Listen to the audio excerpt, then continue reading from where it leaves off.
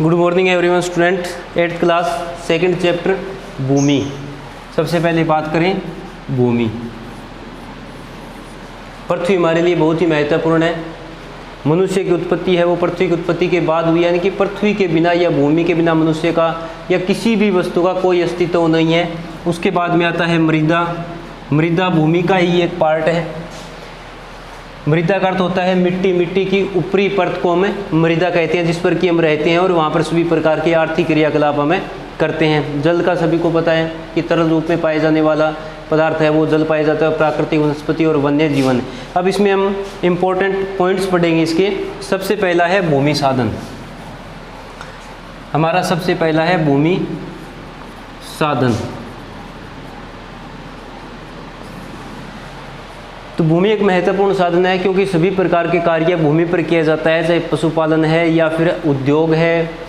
पशुपालन, उद्योग, निवास, खनन, यातायात, सभी प्रकार के कार्य है वो भूमि पर किया जाता है। तो भूमि हमारे लिए एक महत्वपूर्ण साधन है। भूमि के बिना कोई अस्तित्व नहीं है। उसके बाद में आता है भूमि का उपयोग। भूमि का उपयोग हम अलग अलग प्रकार से करते हैं। भूमि उपयोग, भूमि का उपयोग अलग अलग प्रकार से करते हैं। एक ही प्रकार के कार्य भूमि पर नहीं किए जाते हैं। जैसे कि कहीं पर हम कृषि करते हैं, किसी क्षेत्र पर उद्योग लगा लेते हैं, कहीं पर अन्य विनिर्माण के कार्य करते हैं। तो भूमि का उपयोग है वो भी अलग अलग प्रकार से किया जाता है। कहीं पर पशुओं को चराया जाता है, कि कहीं पर वनस्पति पाई जाती है। तो जैसे कि हमारे पास ये भूमि का एक टुकड़ा है, इस पूरे टुकड़े में कृषि नहीं करते। कहीं पर हम कृषि कर लेते हैं, कहीं पर पशुपालन हो गया, कहीं पर उद्योग हो गया, कहीं पर विनिर्माण कर दिया। अलग अलग प्रकार के भूमि उपयोग होते हैं। तीसरा है मिट्टी। धरातल की ऊपरी परत है उसको मृदा कहा जाता है। आपको पहले बताया था। मृदा एक साधन के रूप में, मृदा भी मनुष्य के लिए बहुत उपयोगी है, क्योंकि जो मिट्टी की ऊपरी पतली परत होती है उसमें भी अनेक प्रकार की फसलें उगाते हैं, पशुओं के लिए घास उगती है। तो बहुत ही महत्वपूर्ण है मृदा का निर्माण। अब मृदा का निर्माण आसानी से नहीं होता है। मृदा का निर्माण है उसको होते होते लाखों वर्ष लग जाते हैं। अब मृदा है सेल। सेल का मतलब जो कठोर चट्टानें हैं वो लगातार टूटती रहती है, वो भौतिक कारणों से। या तो भौतिक का अर्थ होता है कि जैसे कि कोई चट्टान, जैसे एक चट्टान है, अब इसका आकार कैसा भी हो सकता है, गोल हो सकती है, त्रिकोणीय हो सकती है, अष्टाकार हो सकती है। अब लगातार इस पर सूर्य किरणें पड़ रही है तो दिन में तो ये फैल जाती है, गर्म होने रात को सिकुड़ जाती है, धीरे धीरे ये टूटना शुरू कर देती है और बारीक मिट्टी में तब्दील हो जाती है। दूसरा है रासायनिक प्रक्रिया। रासायनिक प्रक्रिया के अंतर्गत जो वायु में घुली हुई ऑक्सीजन है या फिर जल में जो कार्बन डाइऑक्साइड है उसके कारण है, जब चट्टान से ये जल टकराता है तो धीरे धीरे उसके साथ घुलना शुरू कर देती है और बारीक मिट्टी में बदल जाती है। इसके बाद में मिट्टी का अपरदन। अब ऊपरी परत, जैसे मिट्टी है इसकी ऊपरी परत जब बह जाती है उसको मिट्टी का अपरदन कहते हैं, और लगातार बहते रहने के कारण मिट्टी नष्ट हो जाती है। भारत में पाई जाने वाली मृदाएं। अब मृदा को अनेक भागों में बांटा जाता है। उसके बाद में है मिट्टी। भारत में पाई जाने वाली मिट्टियाँ, तो एक है जलोढ़ मिट्टी। अब जलोढ़ मिट्टी का निर्माण कैसे होता है? जलोढ़ मिट्टी, नदियाँ जब पर्वतों से निकलती है तो अपने साथ कंकड़ पत्थर बारीक मिट्टी को लाकर एक इस प्रकार से नदियाँ आती है तो यहाँ पर बारीक मिट्टी को जमा करती रहती है। इससे एक मिट्टी का जिसका नाम है जलोढ़ मिट्टी। और ये पंजाब, हरियाणा, उत्तर प्रदेश, बिहार, पश्चिम बंगाल, तटीय क्षेत्र और असम में पाई जाती है। उसके बाद में पहली होगी, उसके बाद में दूसरी है काली मिट्टी। पृथ्वी पर मानते हैं कुछ लाखों वर्ष पहले है ज्वालामुखी विस्फोट हुआ था। जब ज्वालामुखी पृथ्वी के आंतरिक भाग से निकलता है तो कुछ तरल पदार्थ है वो एक स्थान पर जम जाता है और वहाँ पर मिट्टी चट्टान बन जाती है और चट्टान के टूटने से मिट्टी का निर्माण होता है, उससे काली मिट्टी बनी। उसके बाद में है लाल मिट्टी। तीसरा है लाल मिट्टी। अब लाल मिट्टी को एक मिला जुला रूप होता है, एक ऐसी मिट्टी जिसमें कि लोहे के कण, लोहे के यौगिक या लोहे के कण अधिक होते हैं तो उसका रंग कुछ लाल लिए होता है, उसको लाल मिट्टी कहते हैं। चौथा है लेटराइट मिट्टी। लेटेराइट मिट्टी भारत में कम क्षेत्र में पाई जाती है, लेकिन ये बनती कैसी है कि ऐसे क्षेत्र जहाँ पर तापमान और वर्षा अधिक हो। तापमान और वर्षा, जैसे कि ये ऊपरी धरातल है जिस पर हम रह रहे हैं, ये हो गए, ये धरातल है जिस पर हम रहते हैं। जब यहाँ पर वर्षा अधिक होती है और तापमान अधिक हो तो इस मिट्टी के कुछ जो बारीक कण हैं वो पृथ्वी के आंतरिक भाग में चले जाते हैं। इस अधिक तापमान और अधिक वर्षा के कारण इस मिट्टी के ऊपरी परत में जो बारीक कण है वो पृथ्वी के आंतरिक भाग में चले जाते हैं, तो यहाँ पर बड़े कणों वाली मिट्टी रह जाती है, उसको लेटराइट मिट्टी कहते हैं। इसका लेटराइट का मतलब होता है, ग्रीक भाषा का शब्द है कि ईंट। तो जो ईंट भट्टे हैं वो अधिकतर लेटराइट मिट्टी वाले क्षेत्रों में ही लगाए जाते हैं, ईंटें इनसे अधिक बनाई जाती है। उसके बाद में है मरुस्थलीय मिट्टी, मरुस्थलीय मिट्टी, इसको रेगिस्तानी भी कहते हैं, रेगिस्तानी भी कहते हैं, बालू मिट्टी भी इसको कहते हैं। ये मुख्य राजस्थान, गुजरात, दक्षिण हरियाणा, दक्षिणी पंजाब में पाई जाती है। यहाँ मिट्टी के कण हैं बहुत बड़े होते हैं। और उसके बाद में है पर्वतीय मिट्टी। छठा आपके जो है पर्वतीय मिट्टी है। पर्वतीय मिट्टी है, ये पता ही चल रहा है कि ये मिट्टी कहाँ पर पाई जाती है, जहाँ पर पर्वत पाए जाते हैं वहाँ पर मिट्टी पाई जाती है। और मुख्य रूप से भारत के उत्तरी भाग में, जम्मू कश्मीर, हिमाचल, उत्तराखंड, सिक्किम, अरुणाचल प्रदेश, असम का उत्तरी भाग, क्योंकि वहाँ पर जलोढ़ मिट्टी पाई जाती है।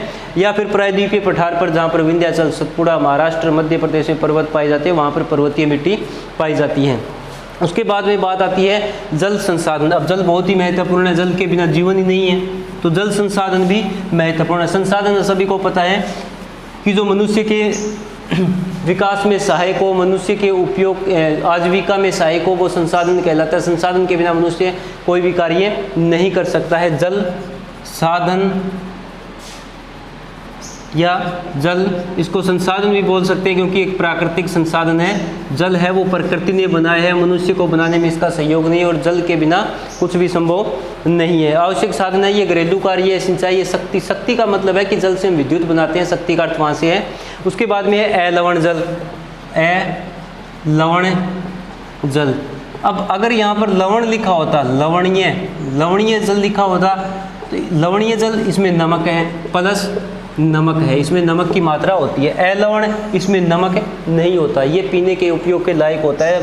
समुद्रों का अधिकतर जल है वो लवणीय है। पूरी पृथ्वी का अगर 100% जल माने तो उसमें 97.5% जल है वो लवणीय है, उपयोग के लायक नहीं है। जल संरक्षण। अब जल संरक्षण का अर्थ होता है कि जल का उचित उपयोग करना, जल को व्यर्थ न बहाना।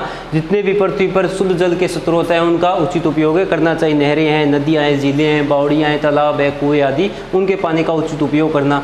वन साधन। वन एक उपयोगी साधन है, क्योंकि पेड़ पौधों या वनों के बिना मनुष्य का जीवन है वो नहीं चल पाता है। अब वृक्ष है, वन है, उनसे हमें अनेक प्रकार के फायदे होते हैं। सबसे बड़े फायदे तो है कि वो वर्षा लाने में सहायक होते हैं, ऑक्सीजन छोड़ते हैं, तो बिना वनों के बिना मनुष्य का जीवन यापन मुश्किल हो जाता है। जैवमंडल। अब जैव मतलब जीवन, जैवमंडल, जैव का अर्थ है जीवन। अब जैवमंडल है वो 3 से मिलकर बना है। स्थल मंडल, जिस पर हम रहते हैं, पृथ्वी का ऊपरी भाग।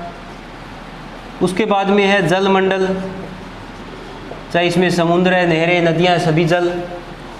और तीसरा है वायु मंडल, जो ऊपरी आकाश है वो वायुमंडल के अंतर्गत आता है, जो हमें चारों नीला दिखाई देता है। अब ये तीनों मिलते हैं तब जाकर एक जो मंडल बनता है उसको कहते हैं जैवमंडल। अब जैवमंडल में जीवन है। अब जीवित रहने के लिए स्थल की भी आवश्यकता होती है, क्योंकि वो धरातल पर रहते हैं। अब कुछ जीव है, जंतु है, वो समुद्रों में रहते हैं, लेकिन समुद्र के अंदर भी चट्टानें हैं, वहाँ पर भी स्थल भाग का कुछ चट्टानें हैं, पर्वत है, वहाँ पर रहते हैं। जल, जीवन के लिए जल आवश्यक है, क्योंकि बिना जल के मनुष्य जीवित नहीं रह सकता। और जीवन के लिए वायु भी आवश्यक है, जिसमें कि ऑक्सीजन जैसी गैसें या गैस। तो तीनों से मिलकर बनता है जैवमंडल। फिर है जैवमंडल का महत्व। जैवमंडल से हमें भोजन, वस्त्र आदि प्राप्त होते हैं। तीनों का सम्मिलित रूप जैवमंडल कहलाता है। और इस जैवमंडल में जहाँ पर जीव जंतु पेड़ पौधे आदि रहते हैं वो जैवमंडल। अब जैवमंडल कहाँ से कहाँ तक है?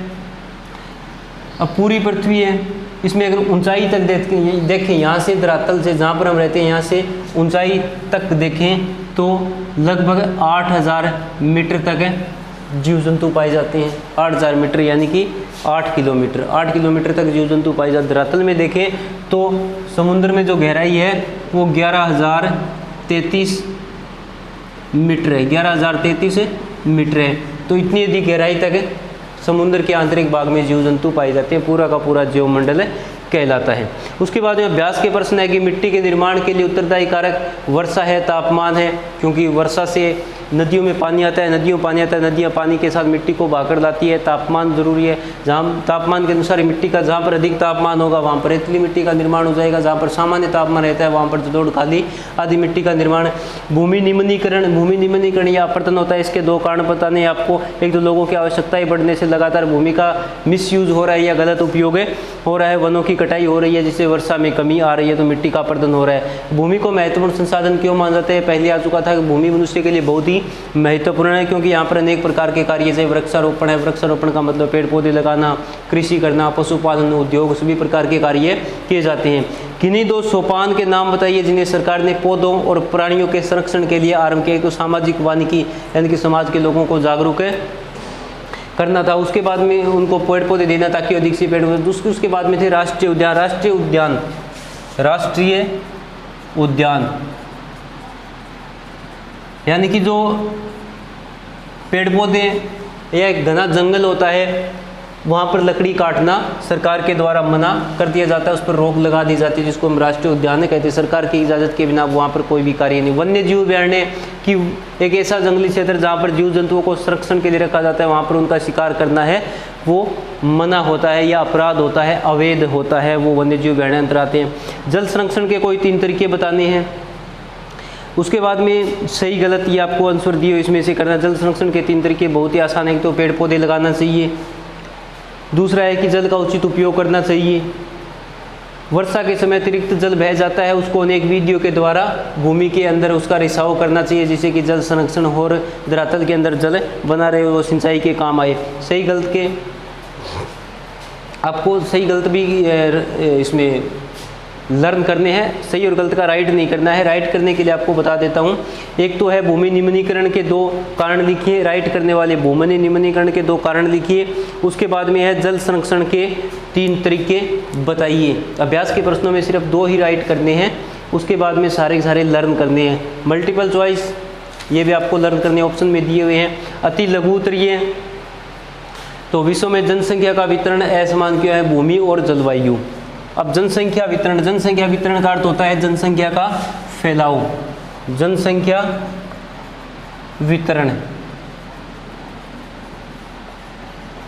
जनसंख्या फैलाव होता है भूमि। अब इसने कहा है भूमि, जहाँ पर भूमि समतल होती है या कृषि के अनुसार अनुकूल होती है, जहाँ पर कृषि कार्य हो सकते हैं, वहाँ पर जनसंख्या अधिक होती है। उबड़ खाबड़ भूमि में जनसंख्या कम रहती है। जैसे हरियाणा, पंजाब, उत्तर प्रदेश, बिहार में जनसंख्या अधिक है। हिमाचल प्रदेश, उत्तराखंड, जम्मू कश्मीर में जनसंख्या कम है, क्योंकि उन क्षेत्रों में हिमालय पर्वत है, भूमि है, उबड़ खाबड़ है।